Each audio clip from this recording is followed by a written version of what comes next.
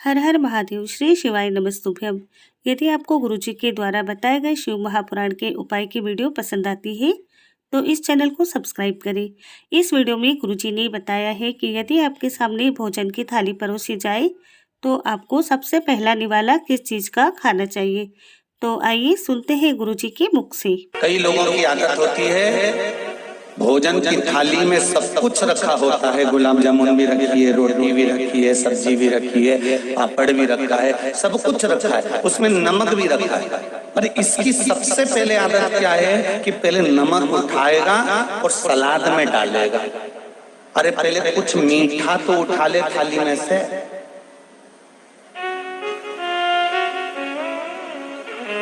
खारा खारा ही ढूंढता है।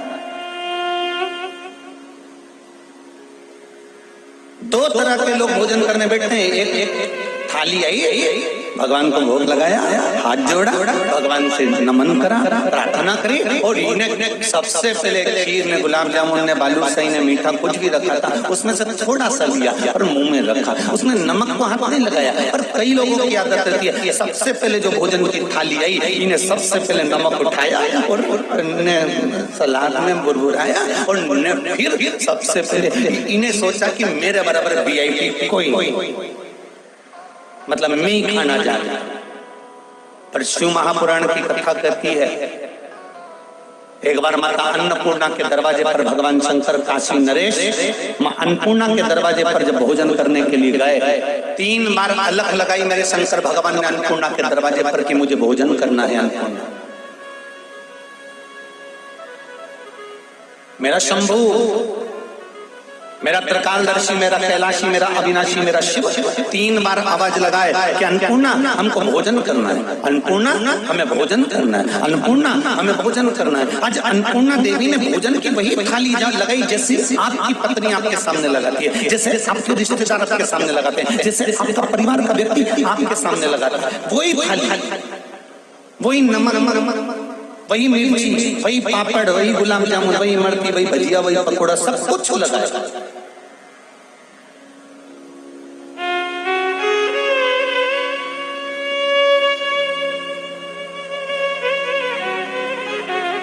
और जब सब कुछ लगाया और फिर मेरे शंकर भगवान ने जब उसमें से थोड़ा सा चूरमा उठाया और चूरमा उठाकर मेरे भोलेनाथ जैसे मुख में रखे तब अन्नपूर्णा देवी खड़ी हो गई। अन्नपूर्णे सदा पूर्णे शंकर प्राण वल्लभे, शंकर भगवान के हृदय में निवास करने वाली मां अन्नपूर्णा, भगवान शिव के हृदय में निवास करने वाली मां अन्नपूर्णा उसी समय पर सामने आकर खड़ी हो गई और भगवान शिव के सामने आकर खड़ी होकर कहा अन्नपूर्णा देवी ने, धन्य है विश्वनाथ, आप धन्य है। कई लोग कहते हैं भगवान शंकर को विश्वनाथ क्यों कहते हैं?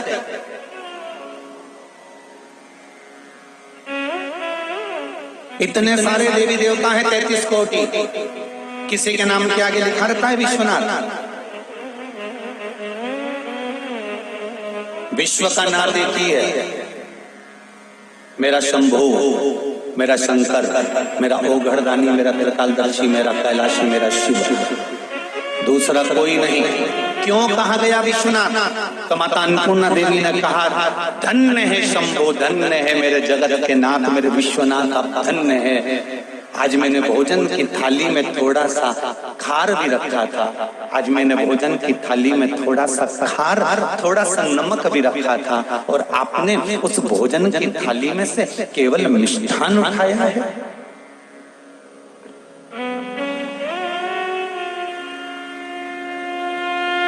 बहुत समझने की कथा है शिव महापुराण। और मेरी जीजियां बैठी हुई हैं, माताएं बैठी हुई हैं, मेरे भाई लोग बैठे हैं, बच्चे लोग बैठे हैं, छोटे छोटे से नवयुवक बच्चे भी बैठे हुए हैं। उनसे कहूंगा कि पहले अगर भोजन करने जाना, चाहे होटल में कर लो, चाहे जाकर घर में, चाहे मेहमानी में कर लो, नमक को हाथ बाद में लगाना, ये शिव महापुराण की कथा कर रही है। वो बाद में छुआ जाएगा, वो बाद में छूना। सबसे पहले भोजन को हाथ लगाना क्यों? क्योंकि अन्नपूर्णा देवी ने कहा विश्वनाथ जी, ऐ शंभु, ऐ त्रिकालदर्शी, है कैलाशी, है अविनाशी, आप मेरे देव अधिदेव महादेव हैं। आपने भोजन के इस थाली में से सबसे पहले मिष्टान को क्यों उठाया? तब मेरे शंकर भगवान कहते हैं अन्नपूर्णा, जब संसार में रहने वाला, मृत्यु लोक में रहने वाला मनुष्य भोजन की थाली में से, अन्नपूर्णा की थाली में से मिष्ठान लेकर अपने मुख में रखता है तो उसके पूर्वजों को पिंड की जरूरत नहीं पड़ती, अपने आप जाता है। मात्र हमारे शरीर में 33 कोटि देवताओं का स्थान है। शिव महापुराण की कथा कहती है 32 जगह पर तिलक लगाया जाता है शरीर में।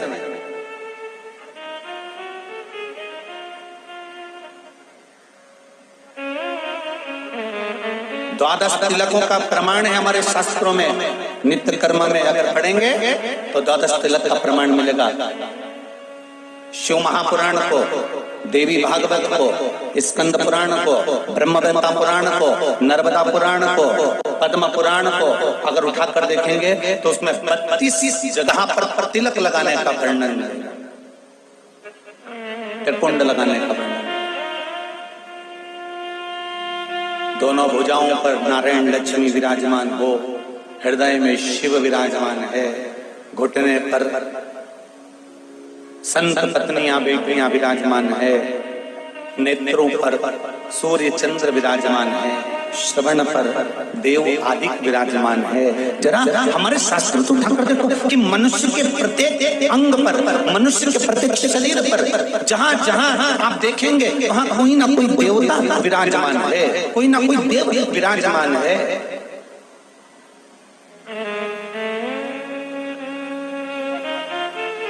भूख लगी हो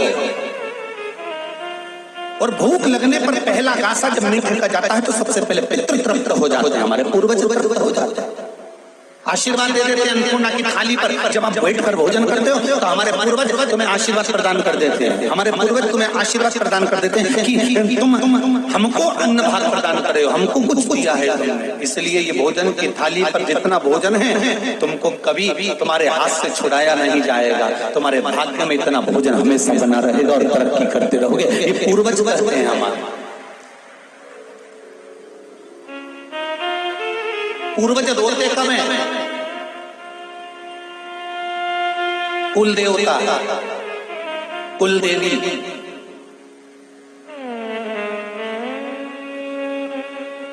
अब शब्द श्राप बद्दुआ कब देते हैं? बोलो रे रायसेन वाला, खूब कथा सुनते हो तुम लोग हो। कल रात्रि को देखा जब हम आए तो रायसेन के दोनों साइड आप लोग खड़े होकर न बिल्डिंग पे से नीचे न ऊपर, और क्या पता तैयारी करके बैठे थे, क्या करके बैठे थे, फूल तोड़ तोड़ के इकट्ठा करके, और जो धम धम मार रहे थे।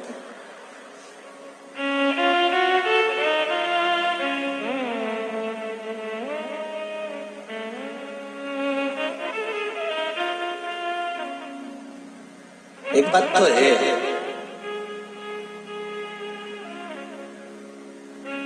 रायसेन रायसेन ये तो है, दमदारी तो है हो, और तुम लोगों की भक्ति की दमदारी भी बहुत बहुत हृदय से भगवान की भक्ति में रमे हुए हो। इससे बढ़कर कोई सुख नहीं है हमारा। और क्या किसको रोइए, चादर तान के सोइए, आग लगे बस्ती में खपन मस्ती में। क्या फालतू के नाटक में पढ़ना, ने उसने ये कह दिया, ने उसने वो दे दिया, ने उसने यूं बोला, ने उसने यूं बोला, कहीं नहीं करना अपना। आती आती 2-4 दरवाजे पे कहती आना, कथा में चल रही है क्या? वो पूछे क्यों? नहीं, गुरुजी ने कथा में कहा था, कथा में जाने वालों का अगला जन्म छिपकली कन्नी होता। तो तू चल रही है क्या? बस इतना पूछ ले।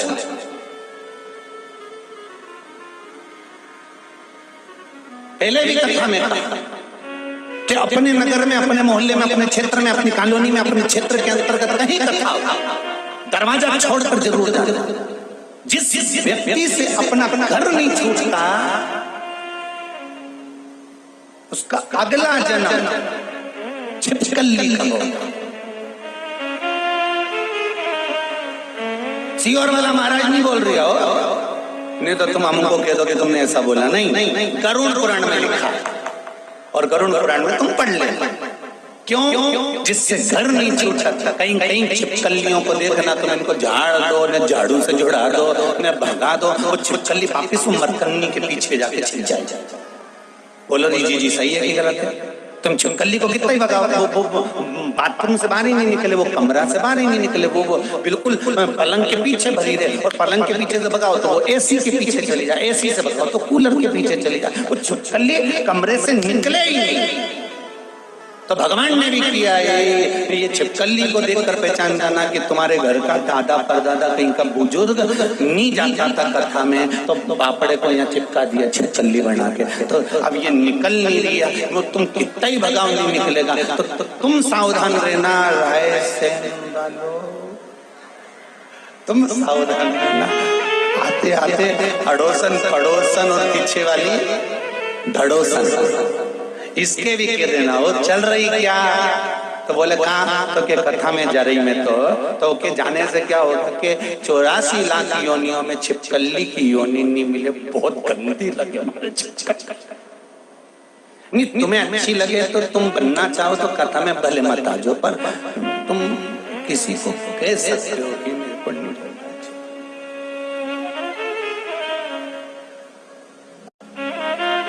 पितृदेव, कुलदेव, हमारे घर के बुजुर्ग बद्दुआ कब देते हैं? शिव महापुराण की कथा में और विष्णु पुराण की कथा में, दोनों में वर्णन आता है। जब कोई मनुष्य अपने भोजन की थाली में भोजन झूठा छोड़ता है, तब पूर्वज बद्दुआ देते हैं, श्राप देते हैं, बद्दुआ देते हैं, श्राप देते हैं। मेरा जितने लोग ये बफेट करते हैं, बड़ी बड़ी पार्टियां करते हैं, ने चाउमीन का स्टॉल लगा लो, ने पानी पत्ता सा लगा लो, ने छम्मक लड्डू लगा लो, ने ये काजू कड़ी, ने ये गड़ी, ने वो बड़ी, ने छोटी उनंग पड़ी, सब स्टाल ढेर सारे लगाए। तुमने कटोरा भरकर 2 चम्मच खाया, बाकी का डस्टबिन में डाल दिया।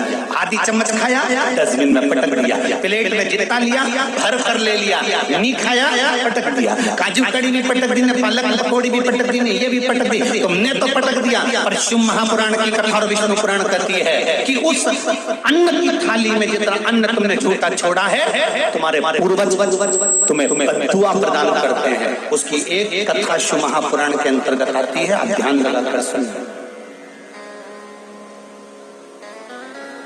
कर्म हम बुरा करते हैं तो भोगना भी हमको ही पड़ता है, इस जन्म में नहीं तो अगले में भोगोगे। पर शिव महापुराण की कथा तो कहती है कि अगला जन्म किसने देखा? ना तो सीहोर वाला महाराज देख के आया, ना रायसेन वाले देख के आया, और जो गए देखने वो आज तक नहीं आया।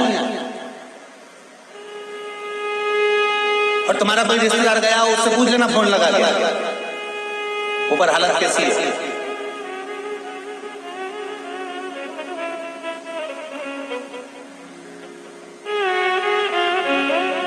हम अगले जन्म की बात नहीं करते,